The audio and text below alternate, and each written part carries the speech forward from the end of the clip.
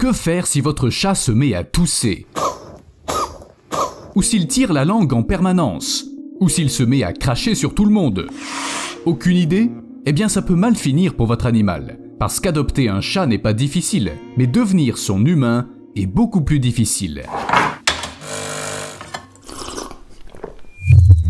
Imaginons que votre chat a soudain grossi. Sans raison valable, son régime alimentaire n'a pas changé. Il n'a pas pu tomber enceinte, parce que, bon, c'est un mâle. N'importe quel propriétaire responsable s'en inquiétera. Surtout si le ventre d'un chaton s'est mis à grossir. On est d'accord, grossir c'est normal pour un chaton. Mais uniquement si ça se produit de manière plus ou moins régulière. Là, quelque chose clochait clairement avec ce chaton errant. Il avait l'air d'avoir avalé un ballon, et son ventre n'était pas censé être aussi gros.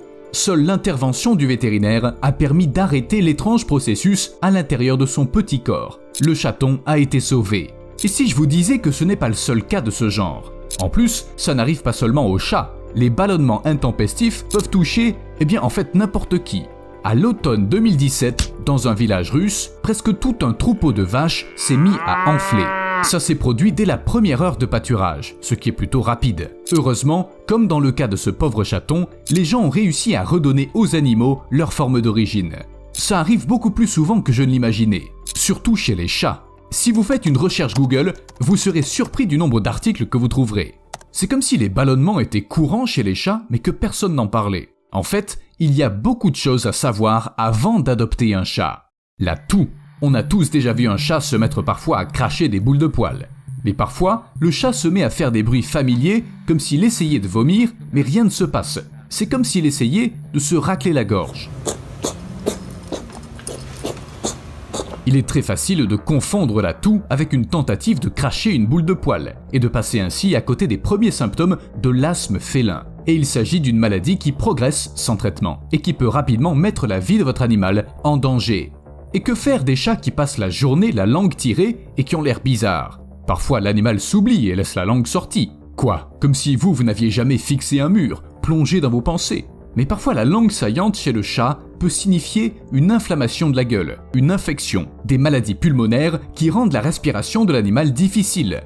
Oui, l'asthme en fait partie aussi. Ou peut-être votre animal a-t-il tout simplement très chaud et il essaie donc de se sauver d'un coup de chaleur. Cela ne se produit que dans des cas extrêmes et nécessite une assistance immédiate. Donnez de l'eau au chat et emmenez-le dans un endroit plus frais. Bon, vous pouvez aussi l'asperger d'eau, mais la plupart des chats n'apprécieront pas. Crazy. Bien sûr, toutes les langues qui sortent ne sont pas autant de raisons de se précipiter chez le vétérinaire. Les chiens se rafraîchissent toujours de cette façon, car l'évolution ne leur a pas donné beaucoup de glandes sudoripares. Ces glandes sont peu nombreuses chez eux. Elles sont situées sur les coussinets des pattes et éventuellement sur le museau. Pour se rafraîchir, les chiens doivent donc faire preuve de créativité, ouvrir la gueule et tirer la langue pour en faire évaporer la salive. On est d'accord, c'est un peu bizarre. La nature est généralement assez bizarre. Mais ce qui m'a le plus surpris, c'est l'agression féline. Si votre animal a toujours été paisible et gentil, mais que sans raison apparente, il se met à cracher, griffer et mordre, c'est un signe d'alerte.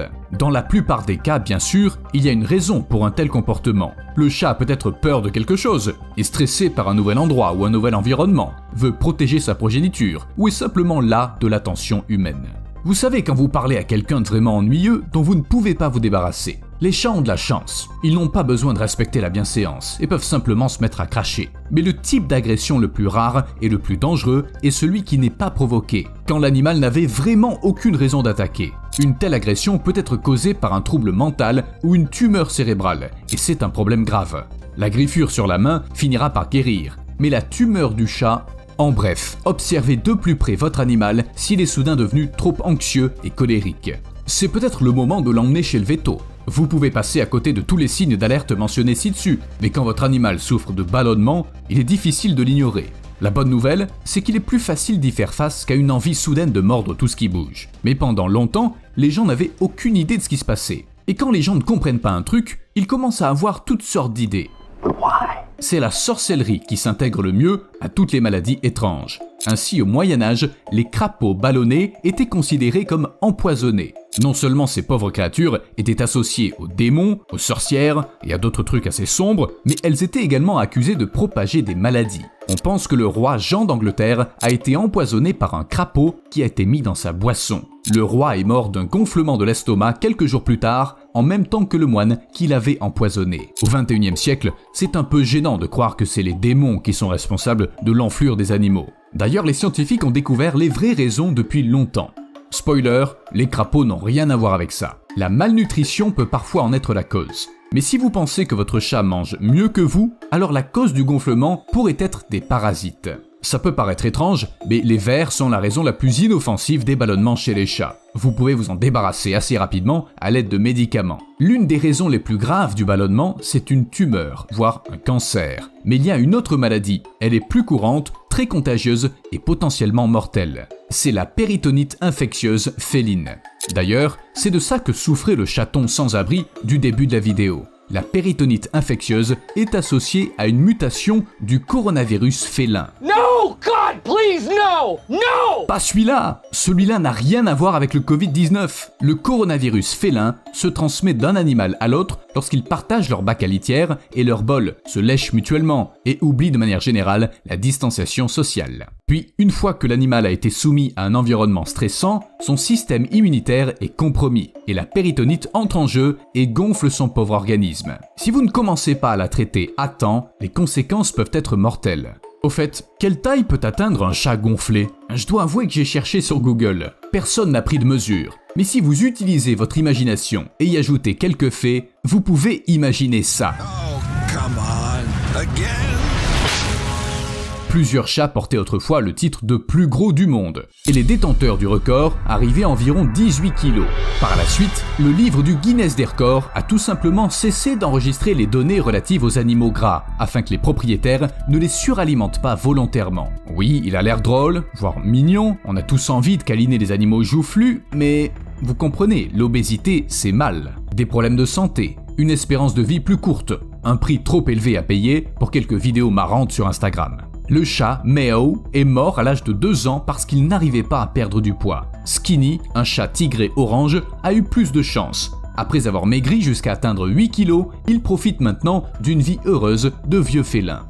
Dans la plupart des cas, les chats prennent du poids en raison d'une alimentation inadéquate, d'un manque d'exercice, de perturbations hormonales. Il est très important de faire attention à tout cela, surtout si votre animal fait partie de ceux qui ne savent tout simplement pas quand arrêter de manger. N'oubliez pas que dans la nature, les chats sont des prédateurs qui se procurent eux-mêmes leur nourriture. Les chats domestiques ont toujours de la nourriture dans leur bol. Donc pourquoi gaspiller de l'énergie quand ils peuvent simplement rester allongés sur le canapé et attendre que leur humain leur apporte tout? Où il est, vous chatounet?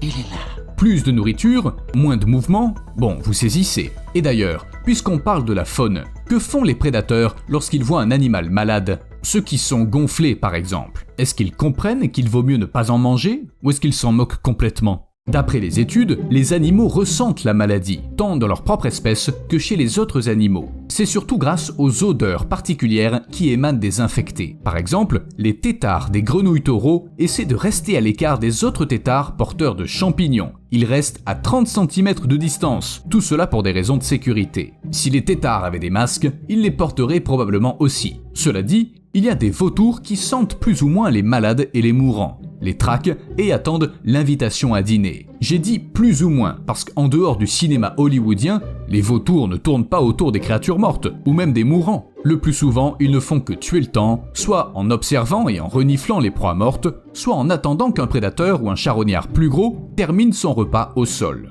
Mais un vautour ou toute autre bête prendrait-il le risque de manger un animal ballonné? Bizarrement, il le ferait. Un animal malade est un animal faible. Faible signifie qu'il ne résistera pas. Et quant aux éventuels parasites, maladies infectieuses ou autres, eh bien, ça arrive.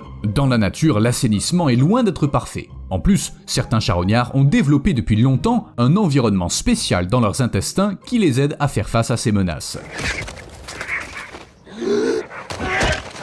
Et pourtant, il arrive qu'un animal ballonné soit si dangereux que même l'estomac et les intestins les plus solides au monde ne pourront rien y faire. Environ 350 éléphants sont morts au Botswana en 2020, certains des corps étant étrangement gonflés. Pendant longtemps, les scientifiques n'arrivaient pas à comprendre ce qui avait causé la mort des animaux.